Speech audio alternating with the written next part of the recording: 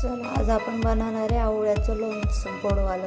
हे बघा मी आवळे वाफवून घेतले आणि गार करून घेतले. आता आपण आवळ्याचं लोणचं करायला घेऊ. 1.5 किलो आवळा आहे, त्याच्यासाठी मी 1 किलो गूळ घेतला आहे. हे बघा आता आपण याला गूळ विरघळवून घेऊया. गूळ पावडर, तुम्ही साखरही टाकू शकता. आवळे त्याच्यातच टाकून घेऊ आपण. हे बघा मिक्स करूया सगळं.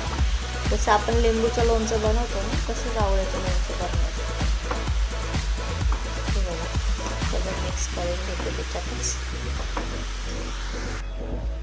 हे बघा पाणी अजिबात टाकायची गरज नाही आहे. जे आवळ्याचं पाणी आहे ते सुकतं त्याला. हे बघा पाणी विरघळायला लागले गूळ.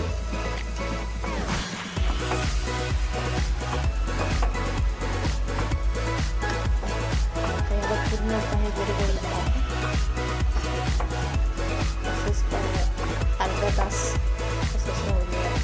हे बघा असं पूर्णपणे पातळ गूळ पूर्ण विरघळून गेलं. आपण एकदम बारीक होईपर्यंत घट्ट होईपर्यंत शिजू देऊया. आता कमीत कमी अर्धा तास तरी लागेल.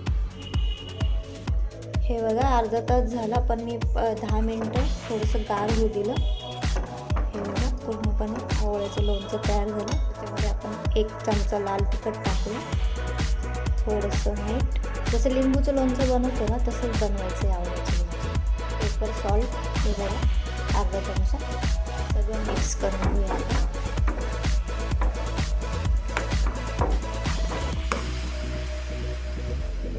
हे बघा आवळ्याचं लोणचं कसं वाटलं. आवडलं असेल तर लाईक करा,